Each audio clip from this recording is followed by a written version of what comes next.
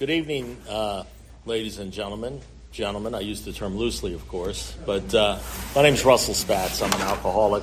I'm a member of the South Dixie group of Alcoholics Anonymous, and I haven't found it necessary to have a drink, nor have I had a drink, since January 25th, 1981, and it's such a privilege to be here. It's a privilege to be here. I was told many years ago that if you reach the age of 30 and you don't know why you're on the planet or what your purpose is, you're going to be neurotic. And I was one neurotic son of a bitch when I came in here at 31 years of age. So I'm in my, if I don't drink, I'll have 42 years in January. I've raised 4 children, and I have 8 grandchildren, and I'm most of the time self-supported by my own efforts, and I have a purpose today. The most important thing is to have a godly purpose. And my purpose is to try to help other people. And that's why it's such a privilege to be here. It's such a privilege. If I'm not here, I'm on a Zoom meeting. I go to 3 Zoom meetings every day. You can be 4 against Zoom. I don't care what your deal is. But I was going to 3 or 4 meetings a day before Zoom. On my way into work, I'd go to a 7 a.m. meeting. And I'd get to work. At 12 o'clock, I'd go to a lunchtime meeting. And on the way home at 5:30, I used to go to the bar. I used to go to a bar at 4:30 in the afternoon. I'd leave at 4:30 in the morning. I could drink for 12 hours in a bar. People would leave. I'd say, where are they going? The booze is in here. You know what I mean? And I had a wife and a baby at home. And to spend 3 hours, 7 o'clock, 12 o'clock, and 5:30 on the way home. And then after I got home and I had dinner, my sponsor would call me up and say, let's go to an 8:30 meeting. So it wasn't unusual for me to go to 3 or 4 meetings a day, and I'll talk a little bit more about that deal. I know it sounds to some people, when you start talking about what you do in order to stay sober and get closer to God and trying to grow up and become a man, I know to some people in AA, they look at you like you have 3 heads.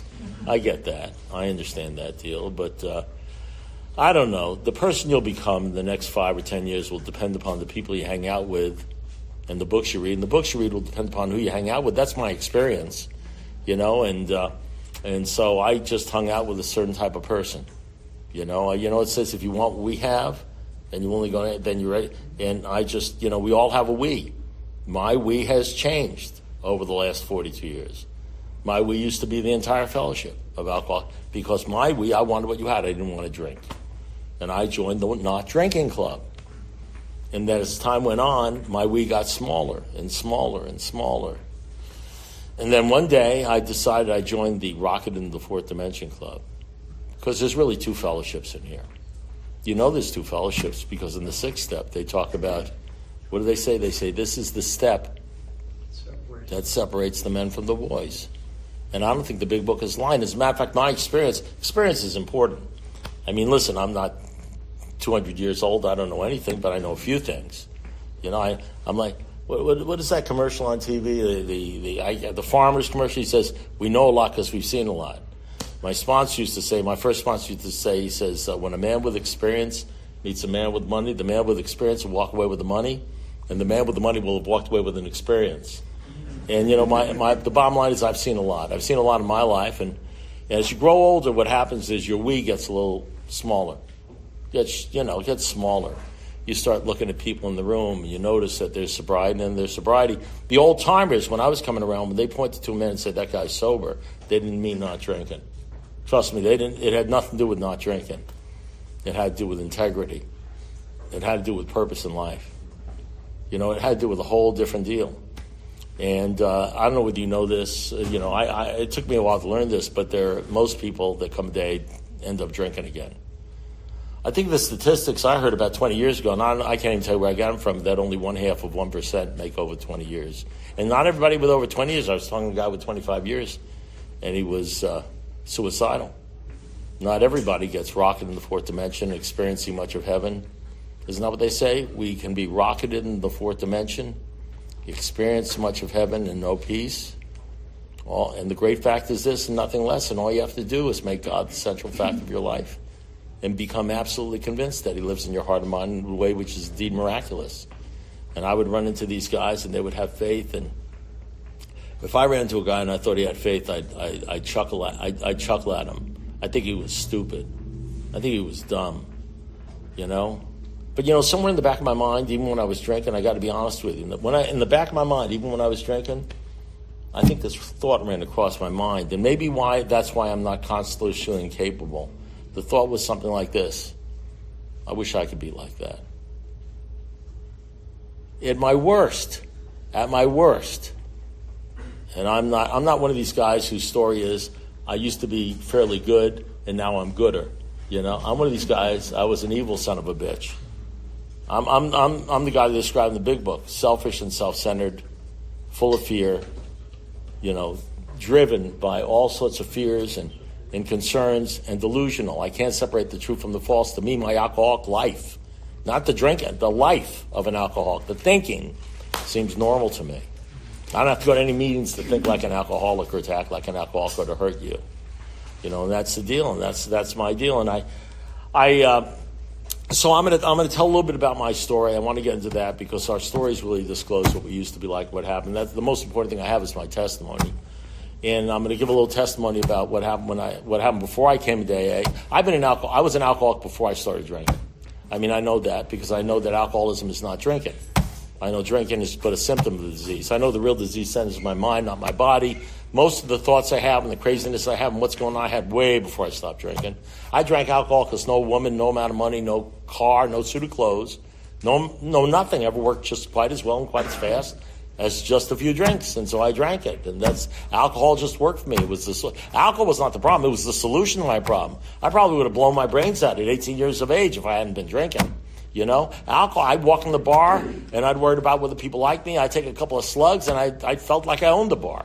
I'd want to ask a girl to dance, but I was scared to dance or ask her out or whatever it is. And I'd take a couple of slugs and I'd ask anybody to, if she said no, I'd say, hey,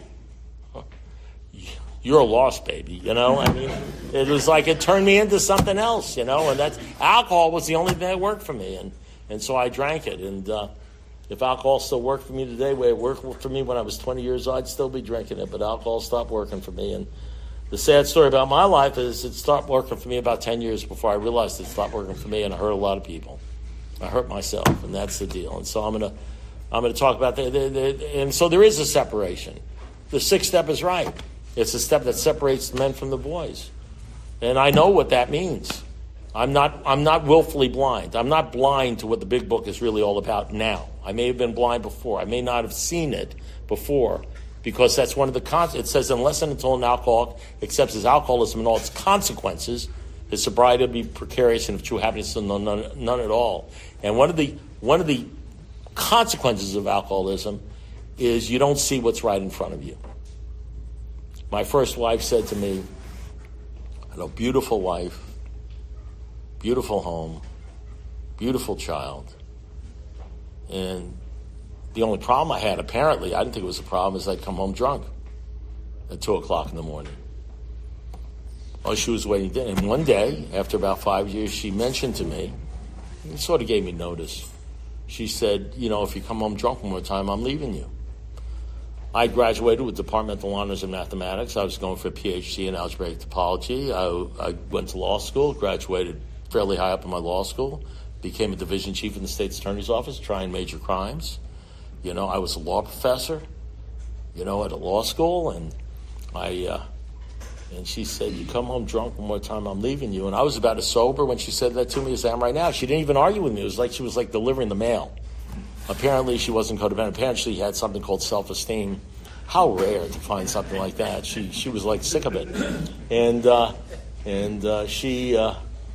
she said that to me. You come home drunk one more time, I'm leaving you. And I got in my car. It was 7:30 in the morning. It was about 100 pounds lighter than I am right now. In my blue pinstripe suit and my white shirt and my red tie, off to the state attorney's office in Dade County, and I stopped at the light and I said this to myself: what the hell did she mean by that?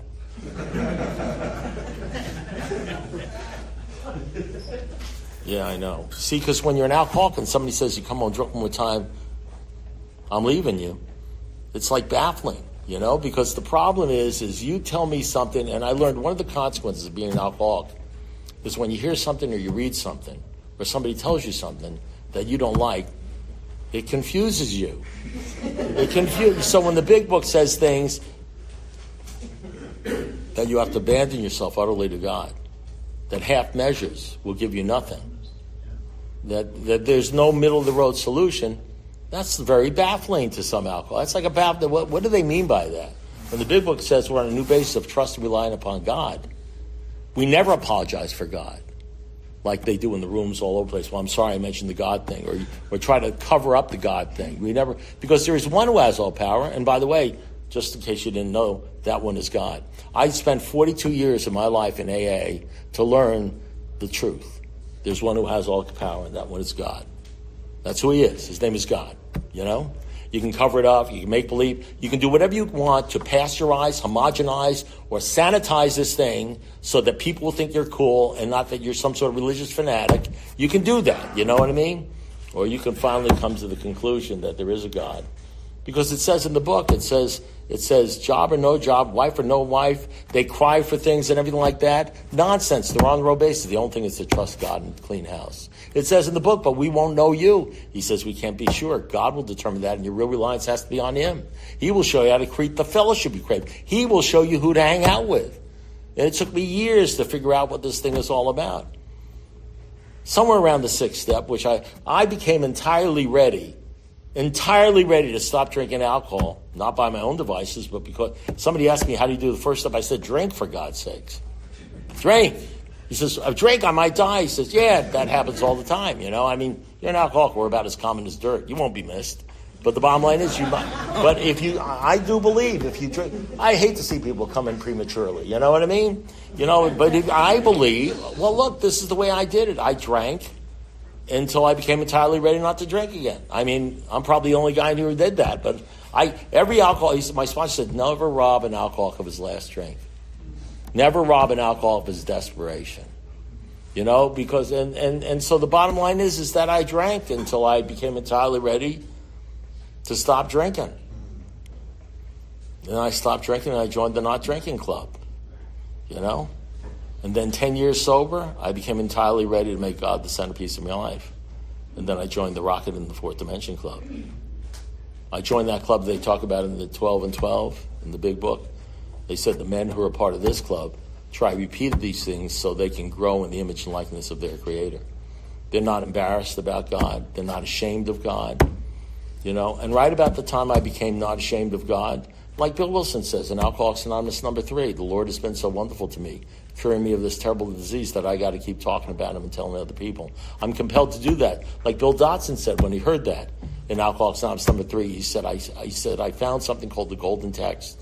He said, it blew his mind. He said, Bill Dotson said, I knew there was something more, something I hadn't got. I was sober, some sort of release, some sort of happiness that an alcoholic ought to have. And then Bill Wilson said, the Lord has been so wonderful to me, curing me of this terrible disease I got to keep talking about and telling other people. He says, that's the answer. Bill was excited and happy and grateful for his sobriety, and he gave all credit to God, and that was his answer. That was his deal. He figured out that deal, you know. How long does it take people to figure out that? They're trying to figure out how to get laid, how to get this woman, how to get the money, how to get the job, how to get all this. And all the answer is put all your chips on the God. See to it your relationship with him is right. Abandon yourself to God. You know, how many times you got to see it in the rooms and A rooms, but some guy starts talking about it and some old fart comes up to him and says, don't talk about the God thing. You're going to drive away the newcomers. When in 1939, they were getting them on their knees and bringing them into the room. There was no mistake when you came a day in 1935, 36, 37, what was going on there and what you were signing up for. Or as Dr. Bob used to say when he coined the phrase, first things first, what does that mean? Seek ye first the kingdom of God and his righteousness, and all things will be given to you. You know, so there was no mistake about that. But alcoholics, our general nature is to be defined, and plus, our whole life is whoring ourselves out to the world and other people. I'm not talking about you guys. I can tell you're at a higher level. I'm talking about me. You understand? See, I'm a guy that all I do is worry about what other people think about me. Now, I don't know I worry about what other people think about me. I don't know that I spend my whole life worrying about what other people think about me. You know, what do they think about? Well, listen, enough about me. Enough about that. I don't want to talk about it. Let's talk about you. What's your name? Eric. Eric. Let's talk. So what do you think about me? Okay, get it. Okay, so the bottom, that's my whole life is what do they think about me? What did I sound like? What did they say about me? But I don't know that. You know why I don't know that? Because I'm delusional and I lie to myself. I say, you know what I say to myself? You've probably never done that. You ever say to anybody, you ever say out loud to somebody, I don't give a crap what they think about me? You ever tell somebody that you don't give a crap what other people think about you? You ever tell yourself that you don't give a crap? It's usually when you've been thinking about some stupid thing you've done or how stupid you are. It's usually after you start saying to yourself, I'm such an asshole, I ought to kill myself. I'm such a jerk. What an idiot I am. I'm a loser. I'm a piece of crap. Somewhere around there in the distance, you tell yourself, well, I don't give a crap what other people think about me. To make yourself feel like you don't give a crap like other people think about you. But what you ultimately realize in Alcoholics Anonymous, by the way, that's alcoholism. That's the real alcoholism. That doesn't go away because you stop drinking. As a matter of fact, it gets worse. And you know what happens? You know how you know that? Because you see people who really don't give a crap what other people think about them never say I don't give a crap what other people. They say things like pass the sugar, but they don't say that crap. Because why would they say I don't give a crap what other people think about me? Because they just don't think about that stuff. We think about that stuff. We call ourselves names. We tell ourselves we're worthless because deep down in every alcoholic, they know they're unworthy. They're not good enough. They need that new car. They need that new girlfriend or boyfriend. They need that husband. They need that wife. They need all the accoutrements in this world. They lust after the accoutrements of this world. They worry about not having this world because they know basically they're nothings. I was a nothing. With all the degrees, with everything in my life, I was a nothing. I was always going to be a nothing. I used to put something in my body. It turned me into an almost. When you're a nothing, almost is top of the world. You know, so you settle for almost for a little while. And that's the deal with the alcoholism, you know. So I'm sad with the selfishness, the alcoholism. Before I was drinking, during the drinking, after the drinking. Same deal, same thing. Alcohol is just something I use, but, you know, I can use other things. I can use women, sex, money, romance, all that stuff. You know, it's funny. When did I start talking about God a lot? Because that's really what I talk about at meetings. When did I start? I started doing that about the same time I stopped worrying about what people thought about me. Can you imagine a life? Can you imagine a life if you weren't scared about what other people thought about you? Try to imagine what it would be like if you never thought about or worried about what people think. What would you be like? What would you say? How would you talk? How would you feel about yourself? You know, I don't know whether I stopped worrying, because that's one of the promises. I mean, don't look at me like I'm weird. That's a promise. You know, when they say we'll be rocking in the fourth dimension of existence, we'll experience much of heaven, and we will know peace. Isn't that in the big book? Am I making this about? So that must be true. But I think, now I may be wrong about it. I think when they say we're rocking in the fourth dimension of existence, and we've experienced much of heaven, and we will know peace, I don't think that's the same thing as we stop drinking. Does that make any sense? I think that's something else. I think that's another thing. You know, I think the stop drinking thing is one thing, and I think the rocket ship ride is another thing. You know, don't they say we lose fear of economic insecurity? We lose fear of what other people think about it, other people's judgment of economic, don't they? That must be true. So when is that going to happen? What happens if you're 10 years sober and you've been doing this thing like a son of a bitch, and you still are worried about money? And it's still eating your liver, and you're still worried about what other people think. What happens to you for 15 and 20 years? What if you're doing this thing by the numbers, and you're doing everything in AA, and it hasn't hit you yet? What are you going to do? What happens when AA stops working? What happens when AA stops working?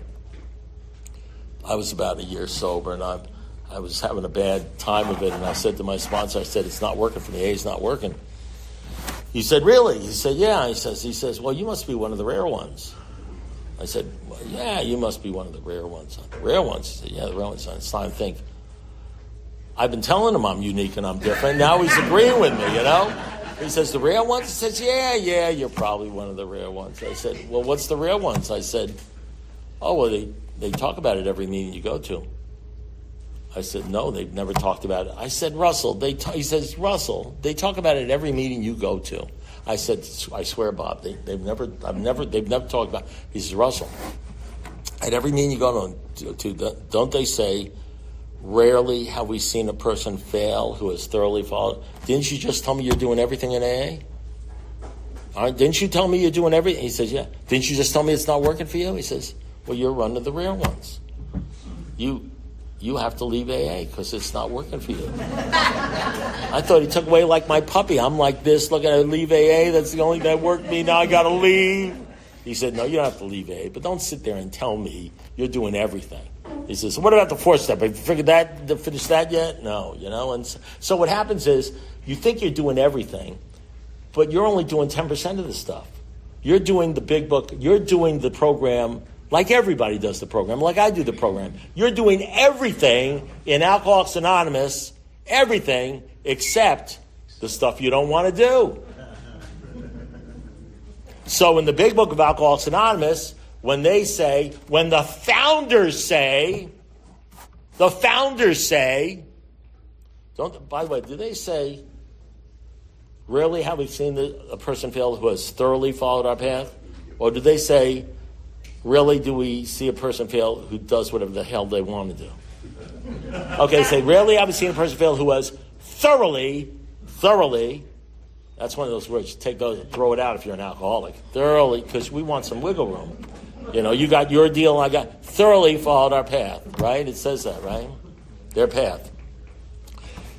Don't they say in the big book, the founders, the guys who started this thing, don't they say we encourage church membership? Do they say we hate church membership or stay away from churches or I hate the Catholic Church or do they say we encourage church? They don't say it's a good idea. They say we encourage it. If I sponsor, I encourage it. We encourage church membership. Most of us belong to these organizations. They help us out. We meet people that are on a spiritual path. We encourage it. Now, they tell us in chapter to the agnostics that they absolutely know one thing about alcoholics. Alcoholics hate God. They say that, don't they say? They say that in chapter to the agnostics. Don't you realize that? They say if a mere code of morals and a better philosophy of life would have helped us, we'd be sober a long time ago. But it didn't help us. Lack of power is our dilemma. We had to find a power. And therefore we, of course, we had to write a book which talked about God. Here is where the trouble happens with alcoholics. The hackles in their neck, it's like a cat, fall up because they hate the idea of somebody talking about God. And that's true because it happens in all our groups today. It's happening somewhere here. Some guy's saying, I didn't come here for this bullshit. You know what I mean? The hackles, and everything like that. Hackles. So when they knew that alcoholics don't want to hear that. They don't want to hear half measures. They don't want to hear, abandon yourself utterly to God. They don't want to hear that. When they knew that, why would they say in the big book of Alcoholics Anonymous, which I still believe in, we encourage church membership? Think about it. Anybody want to know the answer? I'll give you the answer. Because that was their path. Because that's what they did. Don't think too hard about it. It's really not rocket science, It may not fit within your theology. But here's the problem. You see, they knew that, so they said, but of course it's optional. It's optional. We do it, and this is what we've got. And this is what's happened to us, as far as the 11th step and the 6th step and everything like that. But it's optional. So you think it's optional. And then at 20 years you drink, and at 15 years you drink, and at 10 years you drink. And at 25 years you're not drinking, but you're feeling suicidal. Because you're doing everything in AA except the extra credit crap. And you don't know where it's at. It's all the extra credit stuff. That's where it's at. That's the difference between the men and the boys. The men lose all prejudice, even against organized religion. The boys are talking up in groups about how I'm spiritual, not religious, which is a sort of way saying I'm higher. I'm more superior than religious people who go to church and worship God because I'm spiritual. And they obviously have a different disease than I do because I'm anything but spiritual. Everything about my life proves me I'm not spiritual. If anything, I'm material. If anything, I'm selfish and I'm self-centered. So I'm going out with a gal named Lynn. I'm in love with Lynn. It's alky love. You know alky love? Anybody have alky love? You're always thinking about her. You're thinking about who she's with. You're thinking about whether she's thinking about you. You're thinking about whether she's cheating on you. You know how they are. You know? You're thinking about how much she loves you. You know? You're with her every day. You're thinking about her every day. Of course, there's great sex. I'm talking about 18 years of age, you know what I mean? I'm not talking about 73. Forget that, you know? And so I mean, you know, and there's great... And then one day she says to you, you know, I've been down here in Miami for a year going to school, and my parents would like me to come up and spend Christmas with them in New Jersey. So I'm going to leave and spend Christmas with New Jersey. And then I reply, you know, this is very unusual for an alcoholic. I say, well, what about me? And let me tell you something. I knew she had a boyfriend in New Jersey and she was going to go screw. I knew what was going to happen. And she said, well, I'll see. I'll only be gone a week. He says, yeah, well, what about me? And we start a fight and we start an argument, and she leaves for New Jersey and I'm down here. And this is before the the drinking got bad, and, you know, I'm drinking and I'm doing it. And I had one credit card that I hadn't maxed out because, you know, I'm an alcoholic. I spend money I don't have, buying shit I don't need to impress people I don't like. You know, I just do that all the time. And one credit card. So I bought a ticket to see the Grouch of the Brainstorm. I had a brainstorm. I'll buy a ticket and I'll surprise her. What is it with you? What do you mean? It was like, yeah, you don't know what it's like. You know what I mean? So I bought it, and I fly up to New Jersey, and on Christmas morning, I knock on the door and I say, I'm here to ruin your Christmas. Well, I called it love. The cops called it stalking. But, you know, they don't understand this. They don't understand true love, what it's like. You know what I'm talking about? And that's the deal. You know what that is? That's selfish. What I call love is selfish. Selfishness. Greedy, selfish, coveting, worried about yourself, not giving a crap about other people. You think I saw that? I didn't see that at all. One day I'm in the classroom, about ready to graduate college, and some gal walks in with legs up to here, gorgeous, cheerleader. I said, man, if I can only have that gal, everything would be okay. You know, I'm an alcoholic. I'm an if only, a yes butter, and you don't understand it. I wake up every morning, either in the back of my mind or the forefront of my mind is if only. I'm an if only. If only I had a new car, I'd be okay.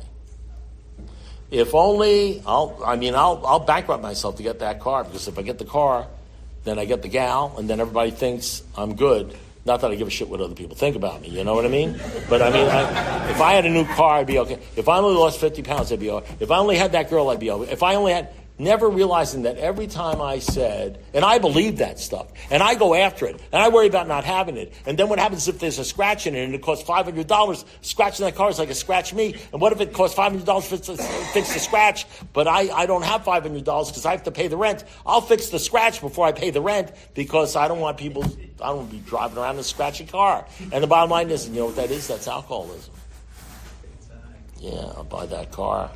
And then I go out and spend all that money like I did, and I bought that car, and I get that car, I spend all the money, I bankrupt myself, and I buy that car, that new Camaro, and I drive it out on the street, and it's Saturday morning at 9 o'clock in the morning, nobody's on the street, and I'm driving, I got the windows down, you know, I'm like 20 years old, I'm sucking on a cigarette, I got the sunglasses on, I'm buff, you know what I mean? I'm waiting to be discovered for the girls to look. I thought every woman in China was looking at me. I'm driving like in a stadium, and I pull up to a light, and there's some guy pulls up next to me in a brand new Cadillac convertible with a good-looking Playboy bunny on his right-hand side, and I look at him, and he looks at me, and I look at him, and he looks at me. I look up at him, and he looks at me, and I say, why can't I have a car like that? Yeah, the feeling of the new car feeling lasted 3 blocks. You know, the payments lasted 36 months. So I say, if I can only, and I never even realized that whenever I said, if I could have this, then I'd be okay, that I was basically telling myself I'm not okay. You wake up every morning, you tell yourself you're not okay unless you have this. You're not okay unless you have that. And then what happens when you get that, and then you lose that, or you can't pay for that, or you don't have that, then you're back to being a piece of crap again. You know what that is? That's alcoholism. That has nothing to do with the drinking. Drinking comes later. The drinking's the solution. That's alcoholism. Hey, big shot, what are you going to do when you can't get rid of that crap? When you don't even know you have that crap? Because that's the way you think all the time, and you think that way naturally. And you don't know why you're such a banana. You know what I mean? And so I said, if I can only marry her, I'd be okay. And I put on the full court press to marry this gal. And I was going for my PhD in algebraic topology, like I said, and her father was a doctor, and her mother was a lawyer, and her grandfather was a lawyer, and I started insinuating myself in that family and doing my charming alky act and all that sort of stuff, and got her to love me, and we had the big wedding, and I decided that it would be a good idea for me to be a lawyer. First I decided I was going to be a doctor, and I went to the medical school, and they said, well, look, you got straight A's, you got all this stuff, but you don't have any biology. You got to go back for a year and get biology. Man, I'm an alcoholic. I ain't going back anywhere to get anything. He said, I'm going to try law school. Law school said, I'm going to be a lawyer. I'm going to be a lawyer like her mother's a lawyer, like her grandfather's a lawyer. Now I'll fit right into the family. I get in the family, and I become a lawyer. And people ask me, why'd you become a lawyer? And I say, I like Perry Mason. I like this. And because it never dawns on me, I became a lawyer so I can get in some gal's pants. Because that sounds kind of stupid, don't you think?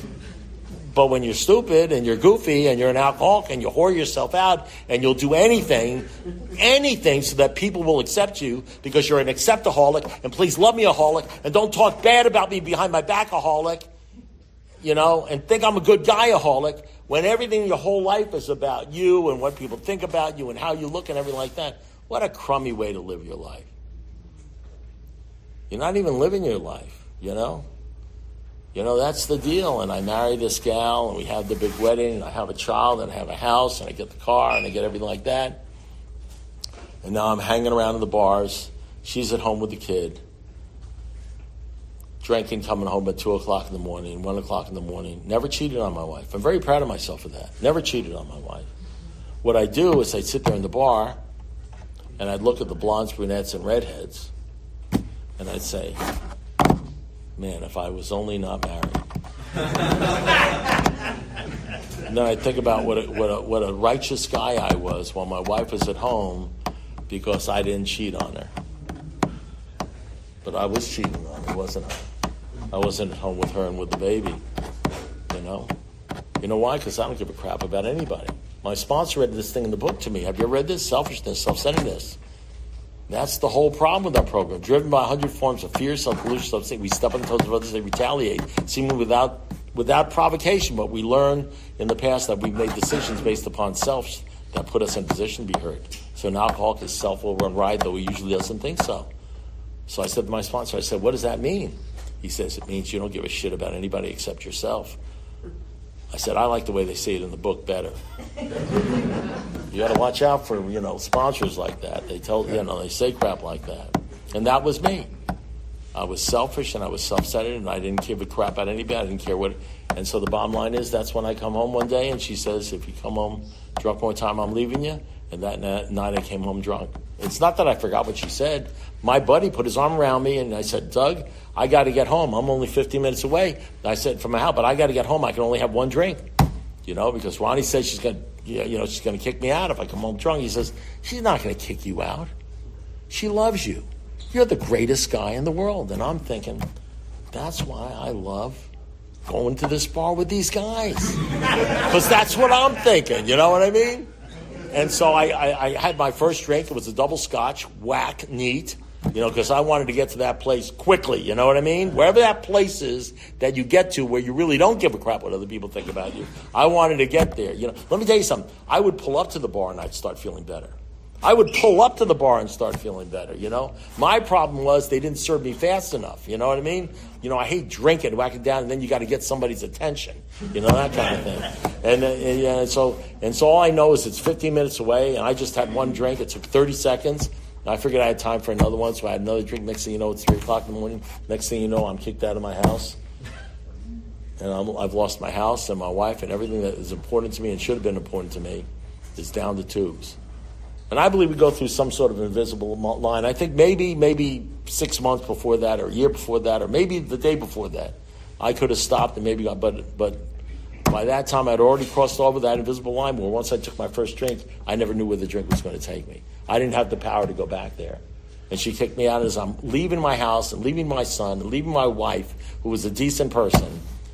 I'm thinking, this is what I'm thinking. I'm free. Free to go to the bar. Free to go to those blondes, brunettes, and redheads. You know what I mean? I'm free. You know, the truth is I was never free not to go to the bar. I was never free not to cheat. I was never free to have a marriage. I was never free to have a decent relationship. I was never free to be a decent human being. I was never free because there was something about me that was sick and selfish. And so she, because she believed in marriage, she believed in the vow, and she believed in that, she said, let's go to a marriage counselor.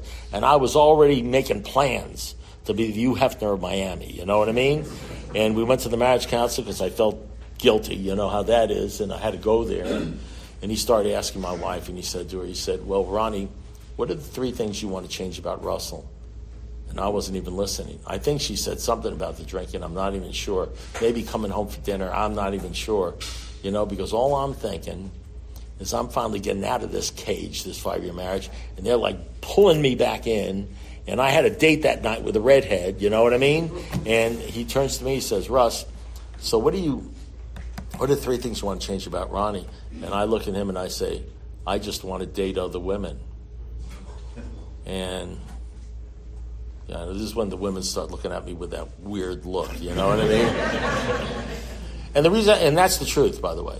And you want to know, I was like 3 or 4 years sober until that came up in my mind and I realized what I did. Because I'm an alcoholic, I don't actually understand other people's pain. You know, I mean, I don't understand the pain. And I said, and all of a sudden it sort of dawned upon me, I don't know what happened in my brain, how much I put a knife in her heart and cut it out, you know what I mean? By saying that. I think it like I missed it, you know? And it's, you know, I got to tell you something. You know how it says we will not regret the past? Let me tell you something. That if you get really sober, that's bullshit. That's crap. You will regret things. You will regret. There are scars. There are scars of people. There are things you will never fix, and you will regret it. You will regret stuff. But I'll tell you what, it doesn't run my life, and I don't feel guilty because I made amends to my wife, but you will regret it. But you know, I count regretting that as a plus because God allows me to regret that and think about that and how horrible I can be. How horrible I can be. You know what it does? To understand that I'm not really a good guy, that I'm really a selfish, self-centered, and that's what I can turn into. If I drink again, or if I don't focus on God, it actually keeps me on the straight and narrow.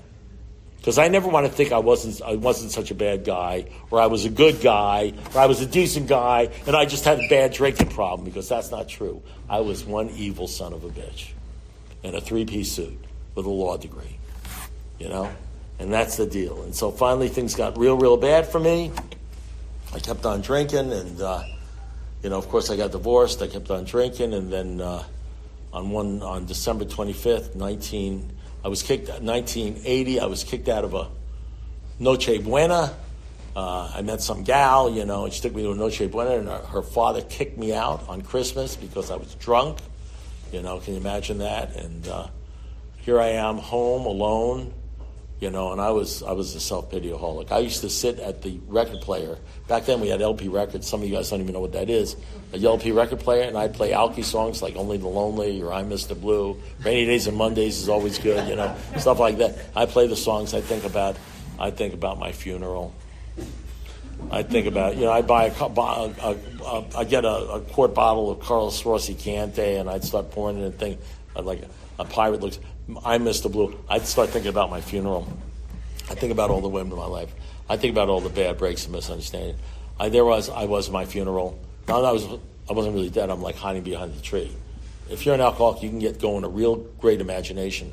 And I'm sitting there, and all them gals are there, all them gals feeling guilty and crying for how they treated me, as well them bitches should have, because you know how they were to me. And I'd be sitting there and drinking myself until I fell unconscious. And that was basically my life as an alcoholic. And there I am. It's Christmas Eve.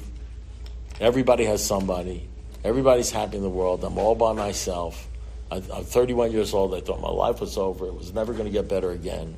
It's 3 o'clock in the morning on Christmas Day. I turn on TV. There's some preacher preaching the gospel, And he says, if you want to change your life, get down on your knees, accept Jesus as your Lord and Savior. I got down on my knees in a shot. I said the sinner's prayer, accepted Jesus, which is not a big deal, really, except I was a Jewish kid from New York, So when you're desperate, and you want something, I meant it. I would have done anything. I'm lucky the Christians didn't show up. I'd be down at the airport right now with a tambourine. You know what I mean? And I did that deal. But you wanted something? Because I was entire. You know what? I honestly believe, let me tell you something. Your perception of this program and about what happens in the spiritual development changes over 42 years. I hope for the best. You get a clearer picture. And I honestly believe that when I got on my knees and I gave my life to God and I said that prayer, I had become entirely ready to stop drinking. I was willing to do anything, but I continued to drink for 30 days. Got into a bad car accident, and then I had my last drink on January 25th, 1981. Came into Alcoholics Anonymous, got a sponsor. I've had 4 sponsors and a mentor. My first sponsor was Bob Sullivan, and he was for some reason, all my sponsors, except maybe for one, sort of love to sort of punch me in the gut.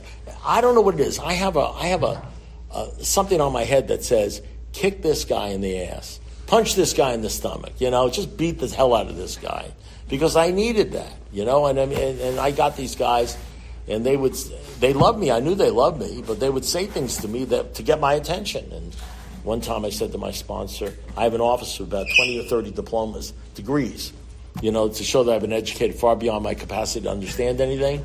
And I'd say, Bob, and my sponsor, I was supposed to be sponsored by Albert Einstein or Jesus Christ, but I really was.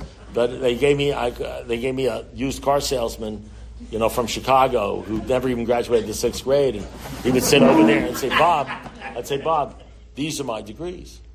And he looked at me and says, well, Russell, rectal thermometers have degrees, and you know what they do with those. One time I explained to him that I didn't have to go to meetings on Tuesdays. He said, sure, as long as you never drank on Tuesdays. And of course I drank on Tuesdays. And he said, Russell, you know as much about life as a dog knows about his father.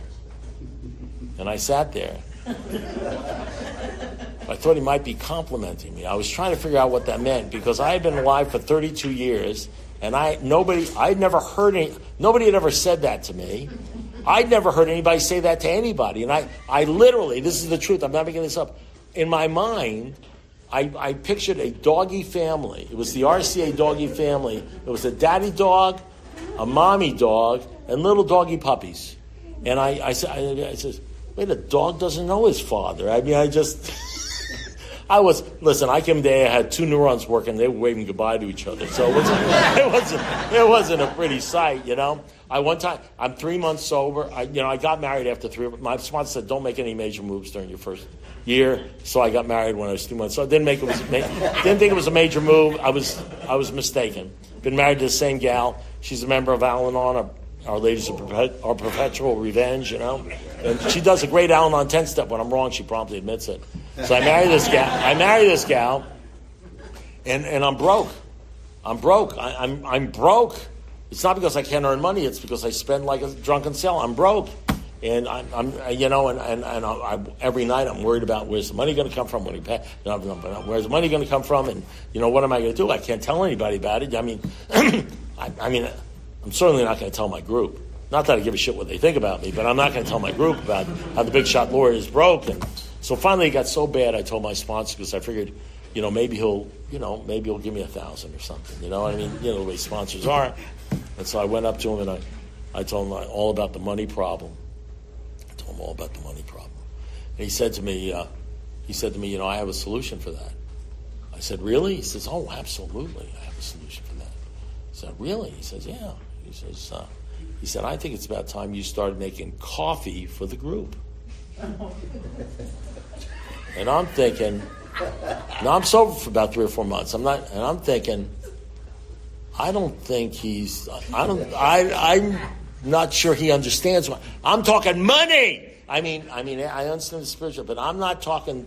I'm talking like money. I mean, money's not important. It's just right up there with oxygen. You know what I mean? I'm talking. Yeah. And he marches me over. I look back on this and I realize this was a big turning point for me.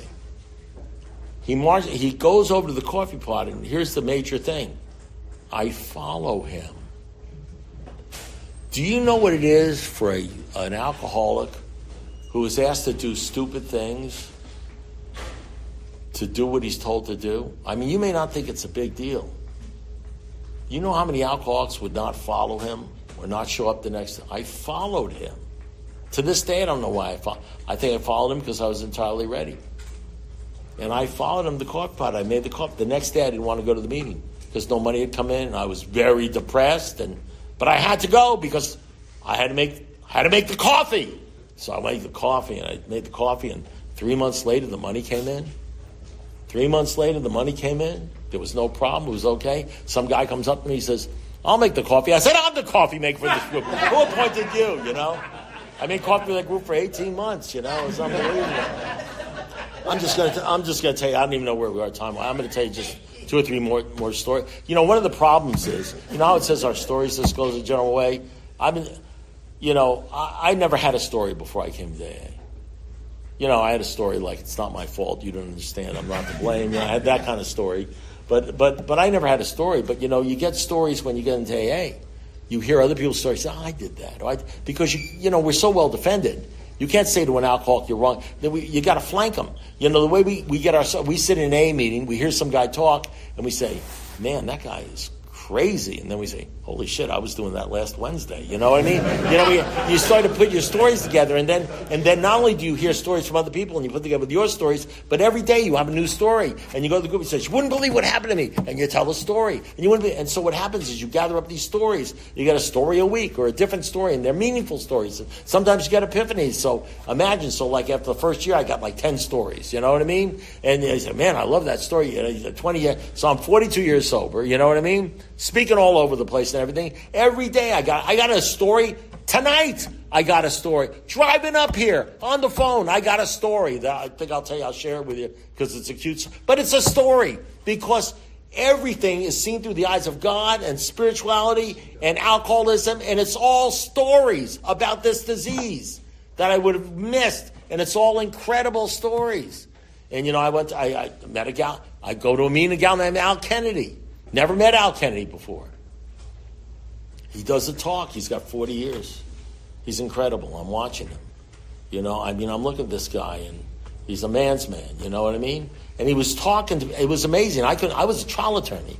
I couldn't talk. I couldn't stand in front of 200-300 people and just talk extemporaneously about my life for an hour and everything like that, and feel like as comfortable as like I'm in my living room or anything. I said, how do you do stuff like that? He was amazing. He was strong, but he wasn't arrogant, or he was gentle, but he wasn't weak. I said, man, he became part of my week. Man, I wish I could be like Al Kennedy. You know what I mean? He left the room, and my sponsor said, and I'm thinking to myself, I'm the only guy who heard this. I'm the only guy who knew this. This was for me. I said to my sponsor, Bob Sullivan, I said, man, what group does he belong to? I'd like to hang out with that guy and join that group. He says, well, he's dying. And this is the same way I said, we got to make coffee. And he would always talk to me weird things. Say he's dying. I said, no, I'm talking about Al Kennedy. The guy just spoke. I'd like to hang out with the group. He says, he's dying. I said, what do you mean he's dying? He says, he's dying, Russell. He's got lung cancer. He's got 6 months to live. I said, wait, he didn't say anything about that. If I had a hangnail, that's good for 5 meetings, you know what I mean? He didn't say anything about that. He says, Russ, I know, but he's got lung cancer. He's dying. He's terminal. And 6 months later, he was dead. Let me tell you something. My vision of what recovery was, my we, man, I'll tell you what, it wasn't not drinking. It said, man, how do you lose the fear of dying? I was watching this right before. This wasn't in a book. This was a guy. I would see guys going through stuff and stuff like this. I said, man, how do you do that shit? Where do you get that drug? You know what I mean? That's like the Al Kennedy thing, And one day I'm 10 years sober. I'm doing everything, right? I'm doing everything. I'm doing everything. I'm speaking all over the country. I'm doing conventions. You know what I mean? I'm doing step series. I'm sponsoring everything that moves. You know what I mean? I'm going to 3 meetings a day. I'm doing everything. And by then I have like 250 stories. I got them cataloged, and I'm doing everything. And I get into a fight with my wife, and she, how she is, horrible, and disrespects me. And I go up to my sponsor. By then, my first sponsor had died, and go up to my sponsor, Joe Snyder, and I say to him, I'm getting divorced. This marriage, and now by then I have like 3 kids. I said, this marriage is over. I didn't sign up for this crap. It's over. And he looks at me and he says, well, what's the matter? And I tell him in detail. She says this, I said that. She says this, I said that. She spent this, I did that. She did this, I did that. I tell 20 minutes in detail, I tell him. And he says this to me. This is like what sponsors do. They send their sponsors to. They say stupid shit. Because I can promise you, in the bar, they would have understood me. Oh, man. They would have said, kick that bitch to the side, you know what I mean? They would have understood me. He looks at me and he says, after I tell him the story, and trust me, if I told any jury in the world, they'd say, kick this guy. And this is what he says. He says, so why are you upset? I said, I don't understand the question. One time that I don't understand the question, my sponsor came up to me, Bob Stelvin came up to me because some guy had bounced a $500 check on me. And I was talking to everybody in the room, that son of a bitch, and I couldn't stop thinking about it. And he says, I hear you've been talking about this $500. He said, yeah, the guy bounced it. He says, how would you feel if it didn't bother you? And I said, I don't understand the question. He said, how would you feel if it didn't bother you? He says, I don't understand the question. He says, it's a very simple question. How would you feel if it didn't bother you? I said, what do you mean? How would I feel if it didn't bother me that he bounced a $500 check on me? He said, yeah. He says, well, if it didn't bother me, I'd feel fine. He said, there you go. He walked away. So now, that he says that when I have 5 years. Now it's 5 years later. It's 10 years. And this guy says to me, I didn't realize they were talking. He said, why are you upset? I said, what do you mean, why am I upset?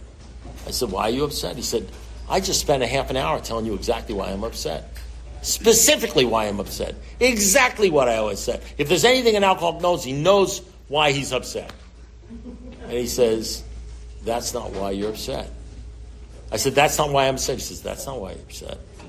What I just told you, that's not why I'm upset. He said, no, that's not why you're upset. And then he shut up. And I said, you know why I'm upset? He said, yeah, absolutely. I know why you're upset. You know why I'm upset? He said, yeah, I know why you're upset. It's easy. Then he shut up. I said, well, are you gonna tell me why you're upset? And he says, do you really want to know? I said, well, of course I want to know. Why am I upset? He said, listen, stupid. You're upset because you're upsettable. I said, what is this, like Zen AA? So now, I'm in my 42nd year, and it's not perfect, but the things that used to upset me don't upset me anymore. The world hasn't changed. My lovely wife has not changed, okay?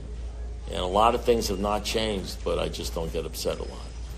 And that has everything to do with the second fellowship, not the not drinking fellowship, the rocking in the foot. It has everything to do with step 6. So thank you. That's all I have to say.